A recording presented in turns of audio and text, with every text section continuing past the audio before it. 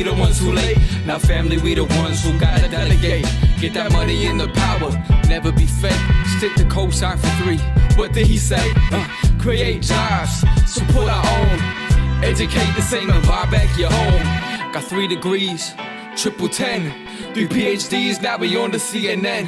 DBTV, let's talk about negligence. Ignorance is bliss, but we can turn it to intelligence. Believe none of what you hear, half of what you see. Let's break it down here on Dr. Boyce TV. Here we are. Hey, what's going on, guys? My name is Dr. Boyce Watkins from Your Black World and the Black Business School, and I want to say what's up to everybody. I want to say hello to everybody on Instagram. My Instagram is The Real Boyce Watkins, and I'll give you guys time to come into the chat as we get started. I want to remind everybody that drboycetv.com is the home for intelligent black people. So if you're not black and intelligent, you may want to promptly get the fuck out, because I'm going to hurt your feelings, because I speak the truth here. I hold nothing back. It is time to talk about the things that matter for our people, and there's nothing that should or can or ever will get in the way of that. So I want to say what's up, everybody. What's up, Telly B and Coach Sonny? How you doing? I see you in there. Boogie Maestro, what's going on, Doc? How you doing? Germination, that's a nice name. I like that. All right, so anyway, let's just get started. Let's just jump right into it. If you're watching, please hit the thumbs up button, share, and subscribe button, and all that good stuff. Make sure you sign up, because I don't think there are a lot of good places on the internet to get honesty and intelligence and blackness all in the same place, right? Everybody's either lying, or they stupid, or they talking some old other shit, and we just don't do that here. We tell it like it is. That's the goal here every day. So anyway, let me hop into this conversation. I'm talking about Mr. Nick Cannon. I am worried about Nick Cannon. Has anybody, give me a yes or no in the chat if you have seen some of the ridiculously scary shit that Nick Cannon has been saying on his Twitter, talking about being suicidal and all this other stuff. Has anybody seen that? It's real interesting to watch, real sad to watch. If you are watching this, Nick, I pray for you, man. I hope that everything's okay. I hope that you're going to be all right. Now, mind you, I feel bad for you, but I don't feel sorry for you. I feel bad for you, but I'm not whining and crying for you, because you're a man, right? And a man should not be seeking people's sympathy. A man should be standing up, and that's what it is. Vicky Dillard said it the other day, eloquently on FlyNewBeingQueenTV.com, that, she's saying, look, we were just asking you to stand up to be a man. We weren't expecting you to be anything other than what you are, but she believes there's a warrior inside of you, and I believe there is too. So let's not try, I hope this is not the case, that we're trying to sort of take legitimate criticism and fold into a victim so that people will stop criticizing you. That's not how you should confront a very serious situation that's right in front of your face. So let me just give you the background in terms of why I chose to talk about Nick today. I was reading on Nick's Twitter. I saw something where he tweeted. I'm gonna read the tweet to you so I can make sure I quote the brother accurately. This was right after his whole controversy over anti-Semitism, which nothing he said that I saw was anti-Semitic. Right now, we live in a world where censorship is real. Truth has become the new hate speech. Truth has become the new hate speech. So you speak the truth in a way in which you, if you speak the truth in a way that offends people in power, they're going to say, oh, that's hate speech, or, oh, you're attacking me, right? It's just like, it's no different from dealing with somebody in a bad relationship. Has anybody ever had a bad relationship with somebody where every time you critique them, they either ball up and start turning into a victim? Like for women, it might be, she might start crying every time you call her on her bullshit. Like, and then she's like peeking between her eyes to see if you're falling for it. You know what I mean? Like she starts crying, so that you won't call her on her shit, because she really knows she was wrong to demand the Gucci purse, but you call her out on it, so she starts crying. Or you see Karen in the mall, like, you're not right, you're not right. Well, Karen's just mad because she couldn't cut in line at the Walmart, and they told her dumbass to get in the back of the line like everybody else, but now she's crying, so she's the victim now. Somehow you're the victim when really you were the perpetrator, right? And men do that too. Some of y'all men are bitches too. Y'all know that some of y'all men go into bitch mode when your lady challenges you on certain things. You maybe turn into a victim, or you ball up and get mad, or you think she's attacking you. So a lot of people don't like to get caught on their shit. That's my point. A lot of people don't like to get caught on their shit. So a couple of tactics to avoid or to what they call gaslight. I think gaslighting is the term that Alicia uses. Alicia is a therapist. I'm marrying a therapist, by the way, a smart therapist. She's a full professor of social work. So she's well versed in therapy and the subconscious mind. And I'll be trying to get away with my bullshit. I'll be like, you're attacking me. That ma'am, what you have said is patently unfair. And you are being very anti-Boyce right now. And she'll be like, Boyce, you're gaslighting me, Boyce. You're gaslighting me, right? So everybody can do it. Everybody can do it, right? And I believe right now the community that we're talking about, I shall not say their name because they own a lot of the media, and I ain't trying to get in trouble right now with this. But y'all know who I'm talking about. They will gaslight every time you come out and you say, it was wrong for the Israeli military to blow up that daycare center with all the little children in it. They'll be like, that's anti-Semitic. You're anti-Semitic. Nobody's anti-Semitic. We're just saying that you didn't have to blow up the daycare, right? You didn't have to, go kill all those Palestinians. You could have went and dealt with the problem. Why'd you have to go kill them all, right?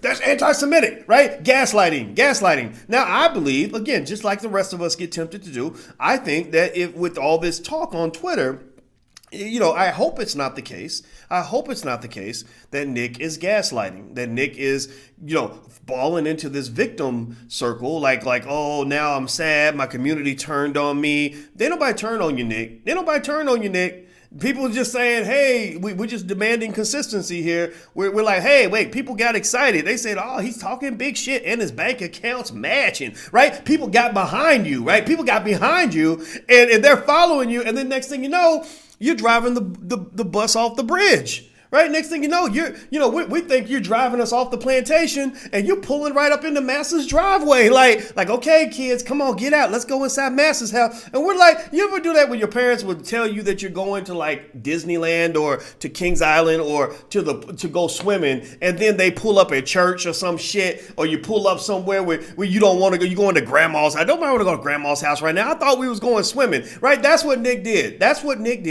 With all his power and his powerful platform. Nick got the black community to get in the car with him. And then they said, okay, we trust you right now. We're letting you drive the car. We're letting you're driving us to the promised land. You're standing up like a man. You're being a great leader. We're going to ride in the car with you. And then you pulled up to Massa's house expecting us to all get out and go inside Massa's house. And we're like, no, we're not going inside Massa's house. Right? And so the community did not turn on Nick.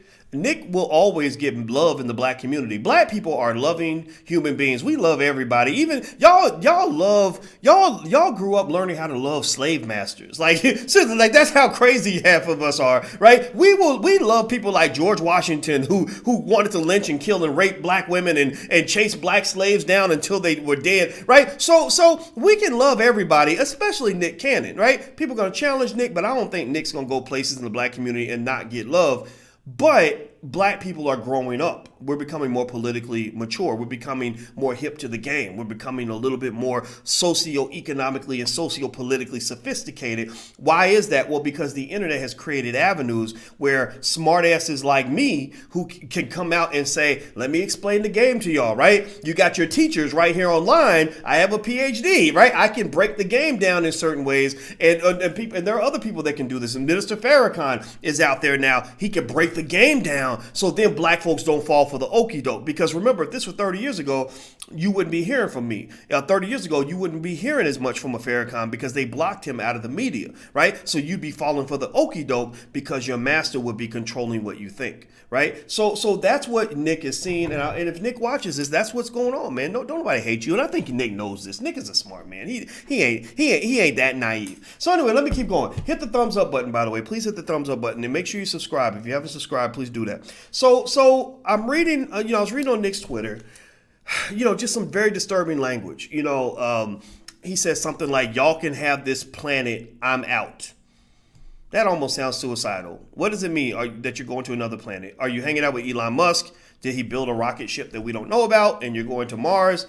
Or does that mean that you're talking about killing yourself? If that's the case, then let me just be the first to say a couple of things. And I'm qualified to say this because I am a very good armchair psychologist. I'm a very good person who ain't never studied nothing in school on this, but I know a lot of shit just from picking information up around the way. My fiance happens to be an expert on suicide. I'm not joking. Not only is she a therapist, but she's also an expert on suicide. We went to Guyana. Remember y'all remember we went to Guyana for a whole semester?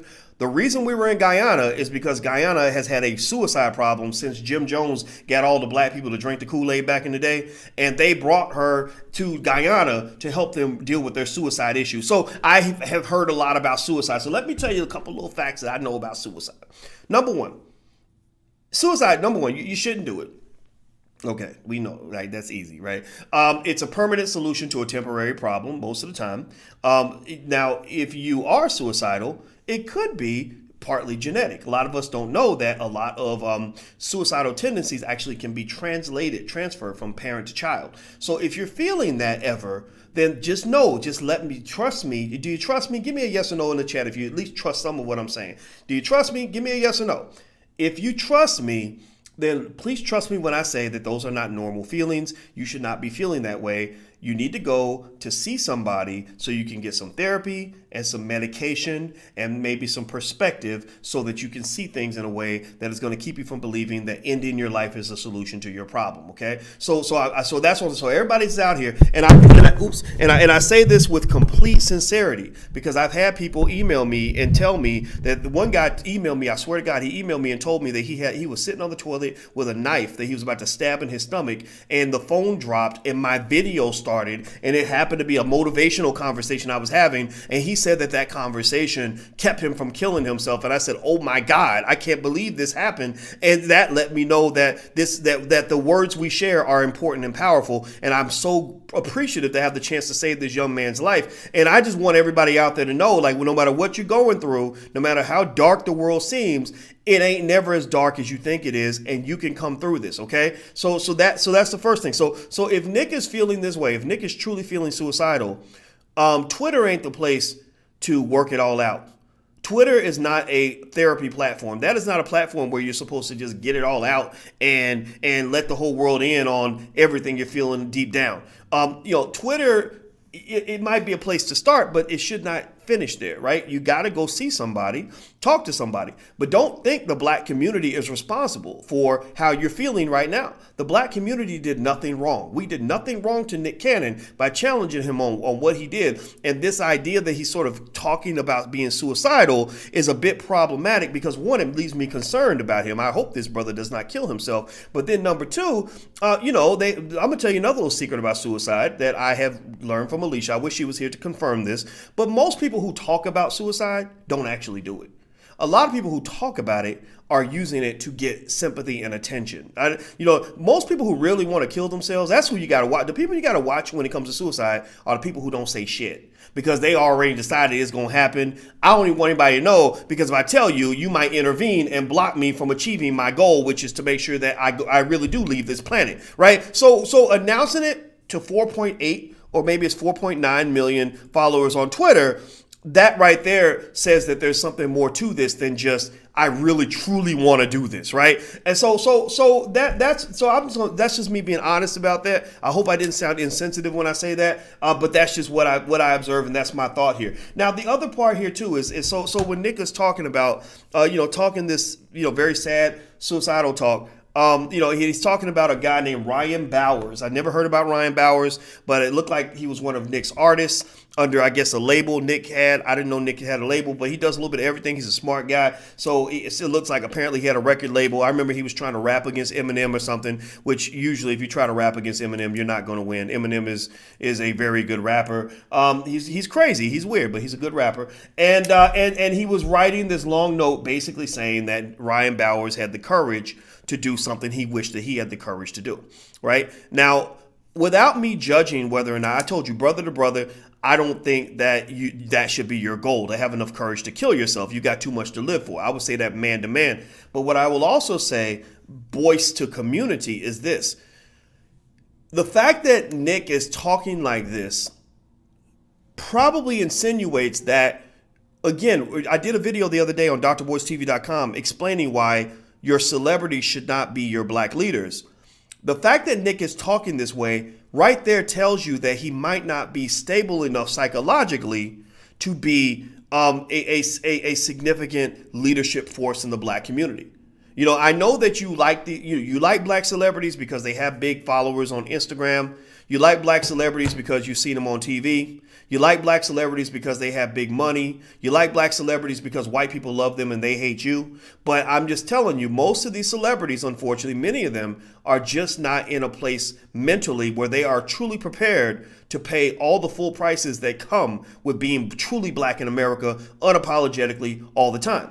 Because I can tell you right now that when you start getting real black, blickety black, black on the black side every single day of the week consistently and twice on Sundays, white people will eventually start to hate you. Well, not only will they start to hate you, but they will try to destroy you. They will seek and destroy. They will discredit you. They might even try to incarcerate you. They will definitely try to leave you broke. So the question becomes to me, if somebody tells me they want to be a leader, I'm looking at how sturdy are you as an individual? How solid are you in terms of your self-esteem? How comfortable are you with yourself? Can you get up tomorrow and realize that the whole world hates your guts and still be able to smile and look in the mirror and be happy with the person that you see?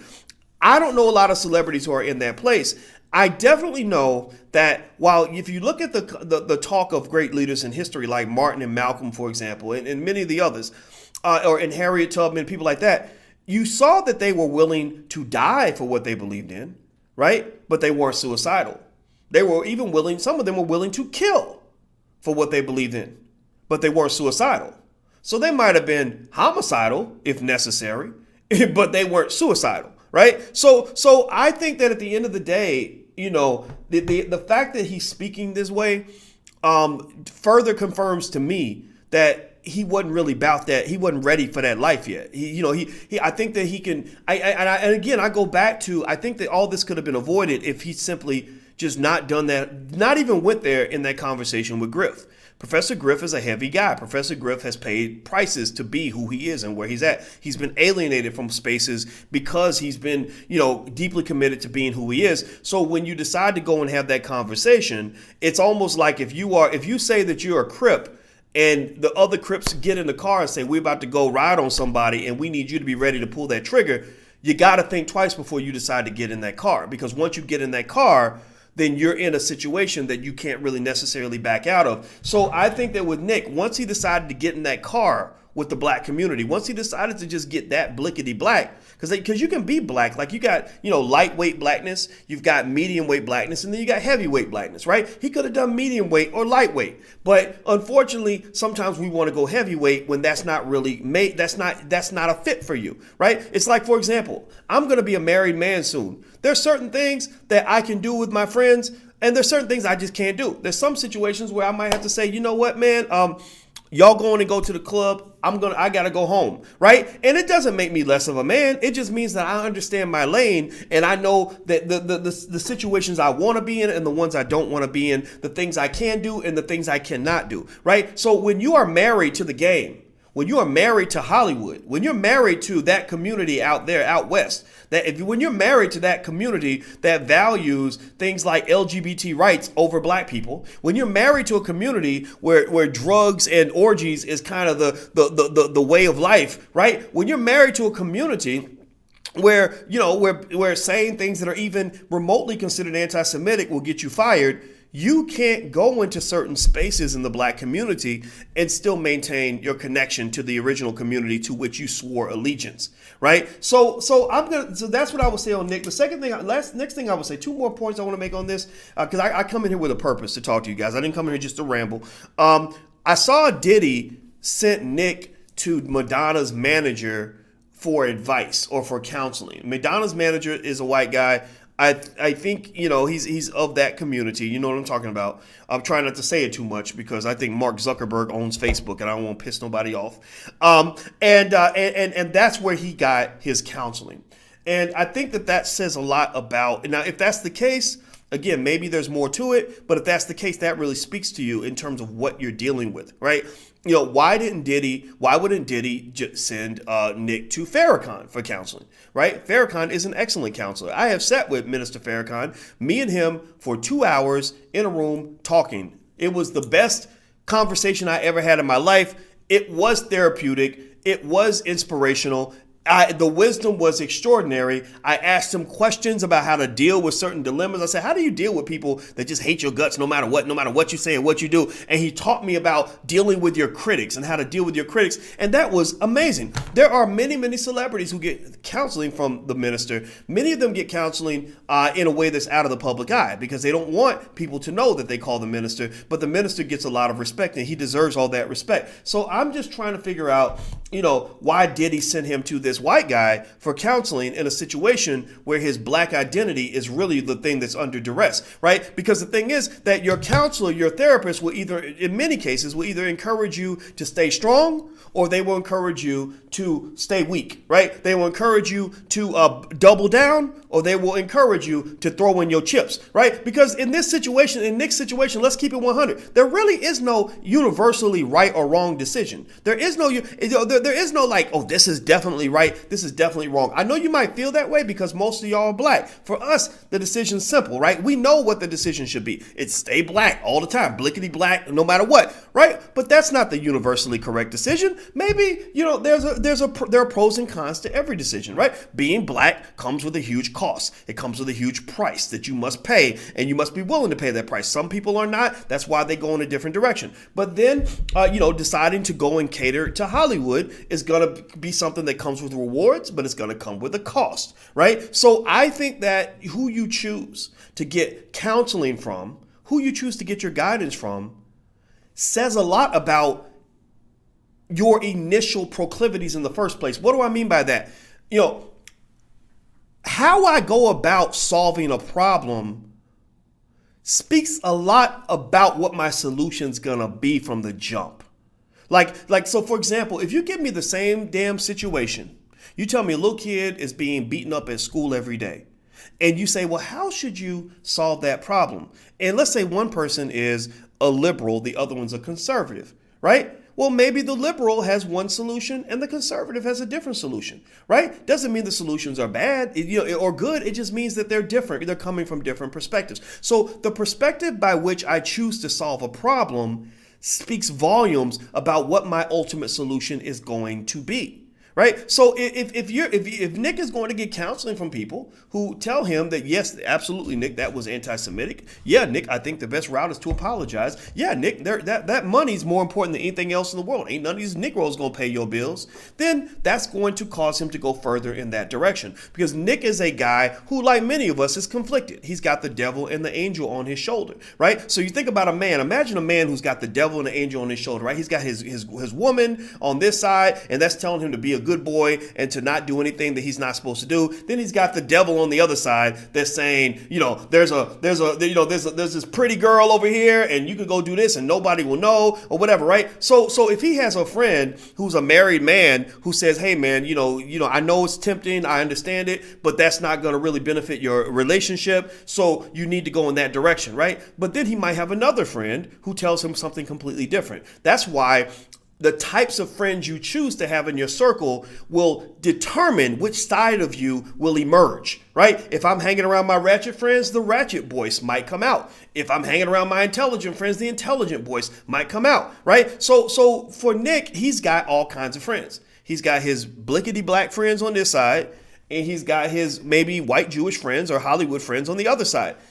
Who he chooses to listen to is going to determine how he chooses to proceed from this point on. So a lot of times the reason you lose your black men when they go to Hollywood or they go to the NBA or the NFL is because they end up being surrounded by people who are pulling a different side of them out that isn't beneficial to the black community. So look at an NBA player. He's a black man. He's growing up in the hood. He's super black. He's all about black people, black pride, black this, black that. Then suddenly he's drafted by the Boston Celtics. And then he meets Becky, at an NBA function. So he gets this white wife, and then his agent and his manager are two little, Jewish guys that went to Harvard, right? And then his coach is a white guy, and the media is white. And suddenly he's surrounded by all this whiteness that's going to shape his point of view. That's going to shape what his decisions are going to be. And then next thing you know, you talk to him and it's like talking to a fucking alien because he's literally been on another planet. So part of what, this is my point to you, because this is about you. This ain't really about me. It ain't about Nick. It ain't about none of that. It's really more so about you.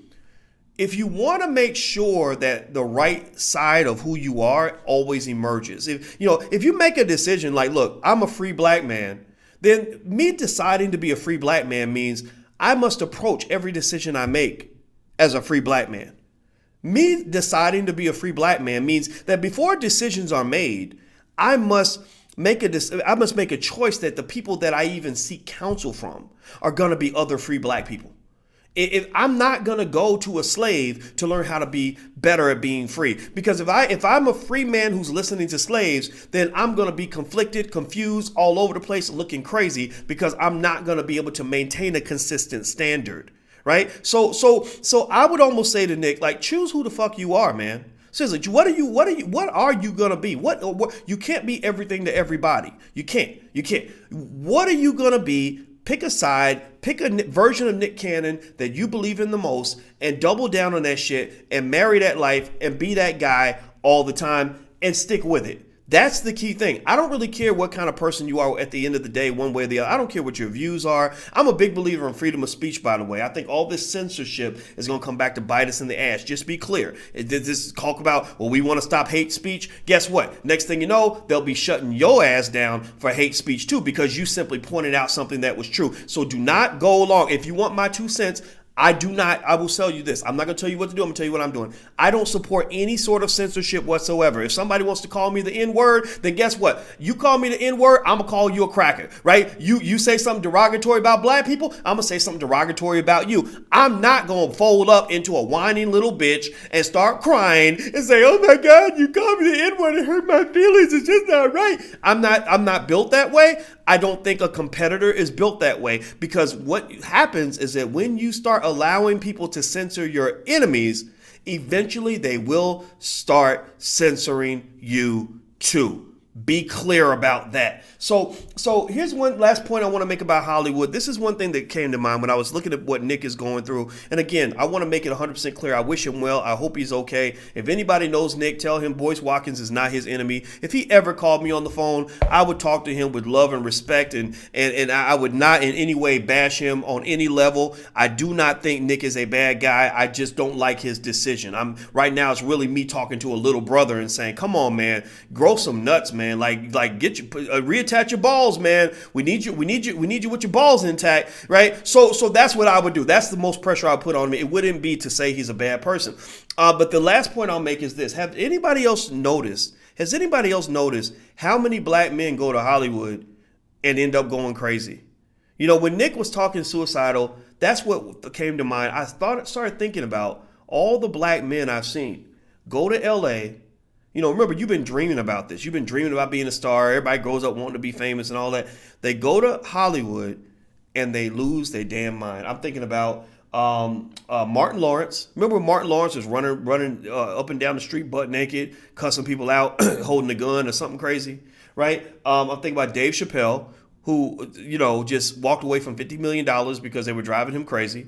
I think about poor Richard Pryor, who would have been better off in his life if he'd spent his time around people that could help him heal, as opposed to being around people that led him to self-medicate with drugs, right? Richard Pryor came out saying some shit that didn't make no sense to nobody, talking about, I wanted to know what it was like to be with a man, so I slept with a man for 3 weeks, and I didn't like it, so I switched back. What kind of shit is that? What planet? I'm not saying there's anything wrong with being gay. I'm not saying that at all. I'm just saying, what are you talking about? Like, what black people, we don't talk like that in our community. Richard Pryor was born before integration. He was born in 1940. In 1940, black people did not live like that. Black people did not think that way. It did not mean that there were not gay people in the community. There always have been gay people. We know this, and I think you need to accept that. But that's not how we roll. That's not who we are, right? And you name, I see some of y'all naming some other names. Kanye West. Poor Kanye done lost his damn mind. Tamar Braxton the other day was talking about being suicidal. Poor Michael Jackson. He wasn't quite right when he left the earth. Whitney Houston in the drugs and all this other stuff. Malik Yoba, there's another name. Who else? Orlando Brown from the Disney Channel. He was a Disney kid. Now he's like a crazy crackhead thug or something. I don't know what the hell's going on with Orlando Brown. And the thing is, I believe that people who lose it like that, they lose it because they don't have a firm foundation anymore. I believe that the difference between people who just lose their damn mind and people who know who they are and remain consistent is what are you grounded? Do you have a foundation that you can reattach to so that you're not going all over the place? Because think about it, a leaf is lightweight. A leaf will blow whichever way the wind blows, right? It could end up over here, it could end up over there, it could go whatever, right? So when you're trying to be popular and trying to be loved by everybody, you become like a leaf. You're just blowing over here. The wind's blowing east, you're east. If the wind's blowing west, you're going blowing west. So you're feeling good because you feel like you're connected. You're the popular kid, but really you're being a little bit schizophrenic, right? But I never wanted to be a leaf. I wanted to be a rock. Right? A rock is heavy. It's in the ground, 2, 3, 4 inches. No matter how hard the wind blows, the rock will never move. Right? And I believe that in our community, we raise too many leaves. We have too many black people that don't want to be black. We have too many children that are raised as white supremacists. They are raised going to school every day, studying about how wonderful white people are and how ignorant black people are, right? Your whole history is you started as a slave and then there was Martin Luther King and now you're free, right? That's all you learn. And they never learn anything great about being who they are, about being black, and about being sort of sturdy and committed to who they are. They spend all their time trying to get out of the hood. They spend all their time trying to go work for white people. They spend all their time trying to be around anybody other than themselves and each other, right? And they become like leaves. They just float around everywhere. And next thing you know, they can't take it. They're going crazy because they're getting in these spaces where they think white people are going to start being nice to them. And then they start getting treated like a nigga. And then they can't take it. And they lose their mind. Has anybody ever seen a black person go crazy over racism? Like racism on the job, where they can't take it. The microaggressions are just so much that they just get tired of paying the price and they start drinking and maybe they start getting into drugs or maybe they need a therapist now because they can't handle racism. Racism will drive you insane. That's what I'm saying. Racism will literally have you certifiably insane, like on medication, because they will just tear away at you until there's nothing left. You literally don't have a soul, right? And so to me, the difference, here's the difference. Here's how you can protect your children from this. Very basic. Raise your kids with a firm foundation in terms of who they are. You are a young black man. That means you were born in the sweet spot of society. You are not meant to be a nomad. You don't have to go somewhere else in order for you to become somebody.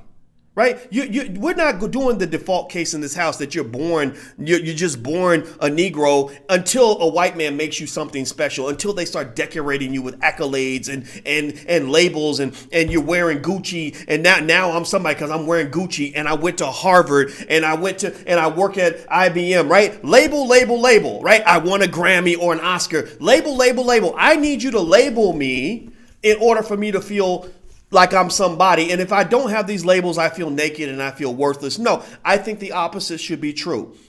Your black skin is your label. That is your brand of greatness. That is like being born made out of solid fucking gold. So you are golden as a black person. You are right where you need to be. You are in the middle of the greatest community in this planet. You right there, when you are in the hood and you are surrounded by your people, not only are you validated and meaningful and relevant and capable, but you're also secure and safe. Right? Like we understand you, you understand us, we're building together, we're doing something great. Like there's nothing greater in this world than to work with a bunch of other black people and to be surrounded by black people every single day of the week, because that is the sweet spot. That's where everybody else wants to get to. So no, you're not trying to get out to the suburbs. They should be trying to get next to you. Right? And I think that is a way to give your children an inheritance that has nothing to do with money.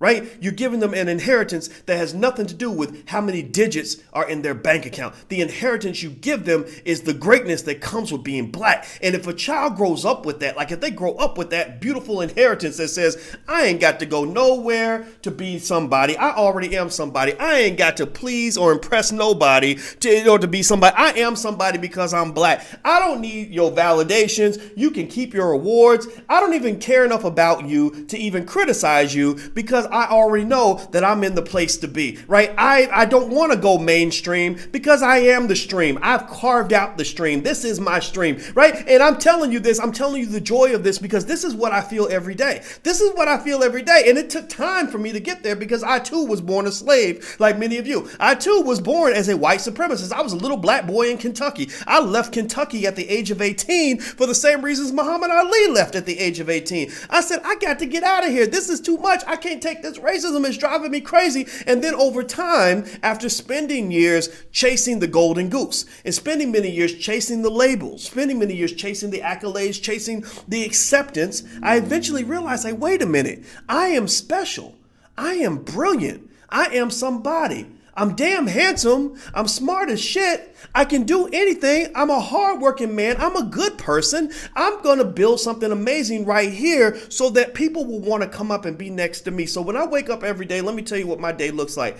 Number one, I work with almost nothing but black people. I really do. When I see white people, I'm very nice to them because they have no influence over my life. You could call me all kinds of nasty, negative Negro names, and I would just laugh and ignore you because I'd say, you're just mad because I'm rich, and I wish you the best. I hope that white Jesus takes good care of you the way my God is taking care of me, right? I work around black people. I'm marrying the most beautiful black woman I've ever seen in my life. I have 3 black children in my house that are gorgeous, intelligent, and extraordinary. I get to talk about issues that matter to black people. I get to talk to you every day, and I get to be who I am and be loved for being who I am. Like, you know, and it's the best feeling in the world. I get to run the black business school. Right? It's black. It's the title. It's black in the name, and we get to be black, bliggity black, as we want to be all the time. And it is the most comfortable place in the universe. Right. And so what I really want for you and your children and your grandchildren is I want you to feel the same joy that I feel every day to say life is a blessing, man, because I am surrounded by everything that makes black amazing, wonderful, and beautiful. I get to live in the inheritance and the extraordinary wealth that my ancestors left me. And I'm not talking about financial wealth. They left me a set of abilities that literally make me feel like I am better than everybody else. That we as a community are better than and I'm kind of like, man, like I don't really care about integration. I honestly believe black people are built for domination. In fact, I thought about this and I said, gosh, I don't really know how to talk to white people about racism and exclusion and not integration, but also inclusion and all that, because I don't really want inclusion, because I actually want domination. Like I really believe that I'm the Negro you should have oppressed. Like I understand why you wanted to abort me, because I'm a bad motherfucker, right? And I'm raising a whole lot of bad motherfuckers. Like a lot of people are listening to me now, and you can't tell me that if you've been listening to me for more than 6 weeks that you're not feeling at least 20% stronger than you were when we first met, right? So in a way, I understand. I totally get it. I totally get it, because it's like a basketball game. Like if I'm scoring 60 points a game on you, I understand why you're going to play extraordinary defense. I understand why you're putting the double team on me, because if I were you, I would be double teaming me too. In fact, I wouldn't even just double team me. I would probably do what they did to Michael Jordan and get a pizza sent to my hotel room that has poison in it to make sure that I can't play in the game. So they poison the black man, I believe, because I think that they see something that many of us don't see. I think they understand that when we're really focused, when we're really on our shit, when our self-esteem is on 10 and we're really ready to go, and our education is at a high level, and we're analytical and strategic, and we're hardworking and brave and courageous, that really we truly cannot be stopped. Because let's just be clear, African Americans are built for world domination. And I don't care what anybody says. It probably sounds so politically incorrect to say this because everybody's on this equality tip. I don't believe in equality that much, honestly. Think about this.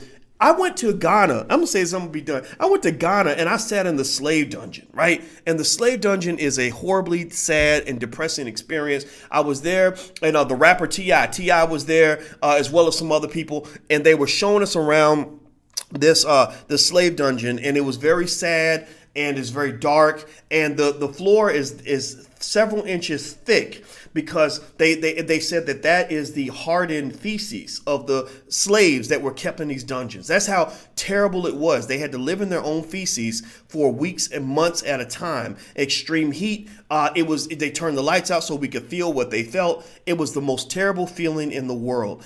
And I felt, for a minute, I felt what everybody else felt. I felt extreme sadness, for my ancestors that had to go through that. I really did. I felt anger at the people who did this to us, right? And I felt determination that I would never allow this to happen again, because I was seeing the ugliness of the human spirit, the ugliness of what one man will do to another man and his family if you allow that man to dominate you, right? But then I also felt this extraordinary power, because I said, oh my God, I'm a descendant of the people who survived this. Like, my ancestors were here and they still made it through, right? And then they made it through the Middle Passage. And then they made it through 250 years of the most brutal slavery known to man. You can't tell me that I'm not built for domination. You can't tell me that I'm not part of what could be defined as a super species, right? When you think about everything we've overcome and what we went through and how we got to where we are, how could you not conclude that black people are ordained to do something that will allow us to eventually inherit the earth? Like, seriously, like we have something, we got the secret sauce, man. So I'm just telling you, at the end of the day, like, embrace who you are, embrace your greatness, embrace your possibilities, because can't nothing stop us. Can't nothing stop. Even we can't stop ourselves. We are so great that even we can't stop us. Right. So that's all I got to say. I appreciate y'all listening. And again, I know we started talking about Nick Cannon and I went to a different place, but that's what it was. Again, that black greatness came out and it just took me over here. So I had to talk about it. And I hope that you get what I'm saying. I hope that you believe at least some of what I'm saying. I ain't got to be right about everything, but hopefully what I said helped you in your own journey, because I know that everybody's going through it. And I encourage you to realize that there is nothing that can happen that is the worst thing that can happen to you. Like, there's nothing that can happen that is the worst thing that could ever happen, right? So no matter what it is, no matter what abyss you're facing, no matter what darkness you're facing, if you face it with determination, strength, and commitment and focus, and you just push through that shit, it's going to make you stronger than you were before. It happens 99 times out of 100. I guarantee it. Don't let it break you down. Don't let it kill you, because you're meant to be great. All right, guys, I'm going to go. Thank you for listening. Please take a second. Subscribe to drboycetv.com if you haven't done that yet. Also, this week, some of you are having trouble with homeschooling.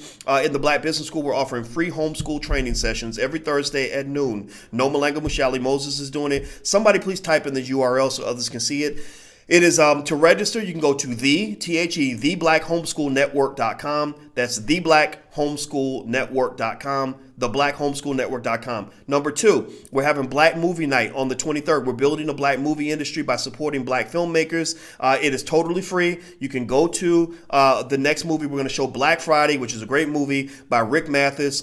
David Banner's in it. Chuck D's in it. I'm in it. Les Brown is in it. I think one of the Judge Hatchett is in it. A lot of great people in it. So if you want to join us at Black Movie Night Thursday night at 8 o'clock, go to blackmovienight.net, not .com. That's blackmovienight.net. Also, last but not least, if you're interested in learning how to trade stock options, in the Black Business School, we have a stock options investing masterclass. So feel free to go to drboycemasterclass.com. That's drboycemasterclass.com. So feel free to check out that as well. So that's what we got going on. Thank you guys for listening. It was real. I hope you have a good day, and I'll see you soon. Take care. Peace.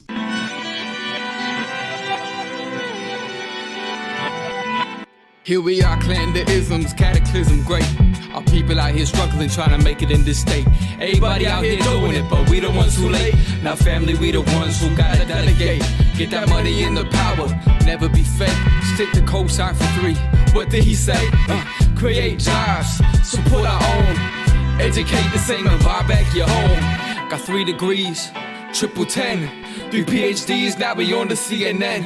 DBTV, let's talk about negligence. Ignorance is bliss, but we can turn it to intelligence. Believe none of what you hear, half of what you see. Let's break it down here on Dr. Boy's